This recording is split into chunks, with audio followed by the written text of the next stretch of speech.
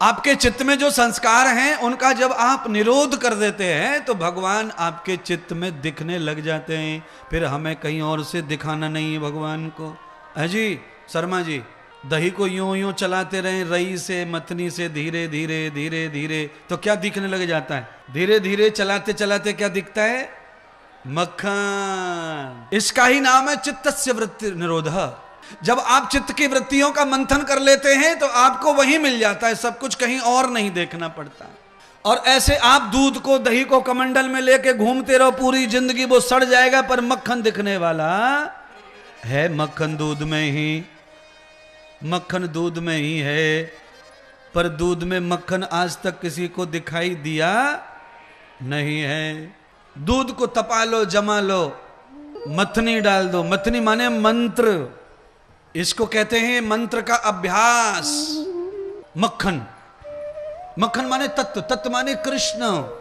बालक ने शरीर के 10 दरवाजे बंद कर लिए। बालक ने, बालक के अंदर क्या कला थी महाराज क्या पता। नारद जैसे गुरु मिले तो क्यों नहीं कला आ जाएगी।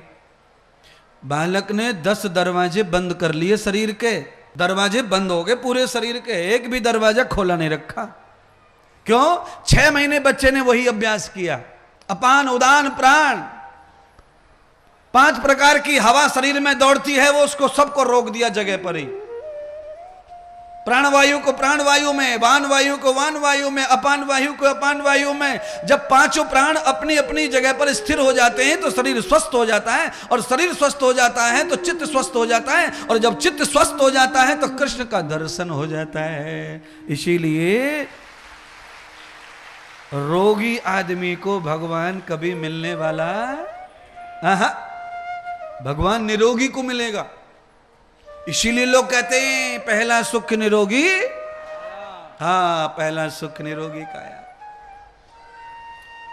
आज तक भगवान रोगी को नहीं मिले किसी को भी। रोगी ज्यादा भजन करता है भगवान का, चिल्लाता ही रहता खटिया में, पर मिलते नहीं। क्यों नहीं मिलते? कबीर जी कुछ कह के गए हैं कि दुख में सुमिरन सब करें, कि दुख में सुमिरन सब करे, सुख में करे न। अरे जो तू सुख में सुमिरन करे तो दुख काए को हो। बिल्कुल कबीर जी ऐसा कह के गए महाराज।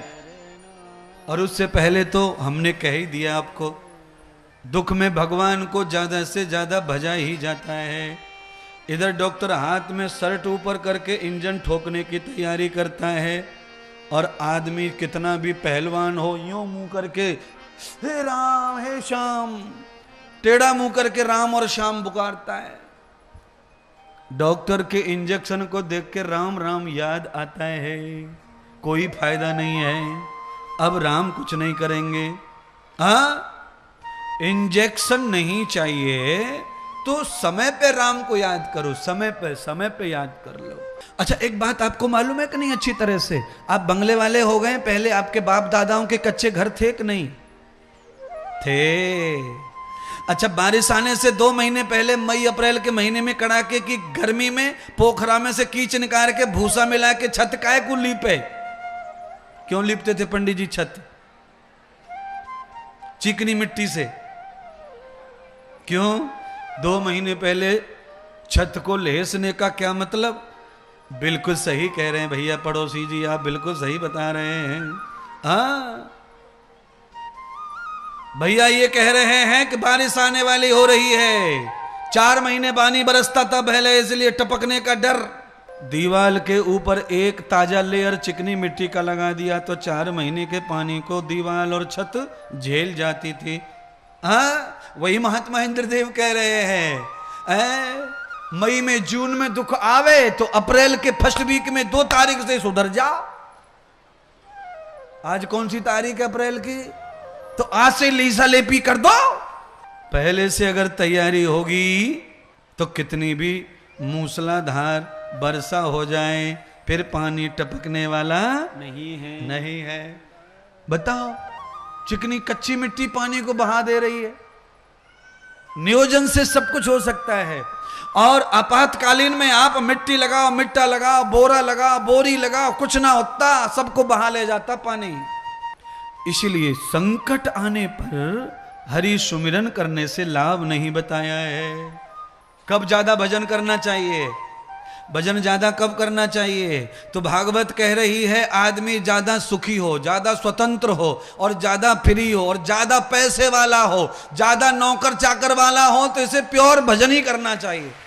जिनको अपने बच्चों को कमा के लाना है, उनके भजन में कोई रोड़ा अटक जाए तो अलग बात है, पर यहां तो नौकर लगे, मुनीम जी लगे, सब लगे हैं, तो तुम काय को अपनी ऐसी तैसी करा रहे हो हाय हाय करके?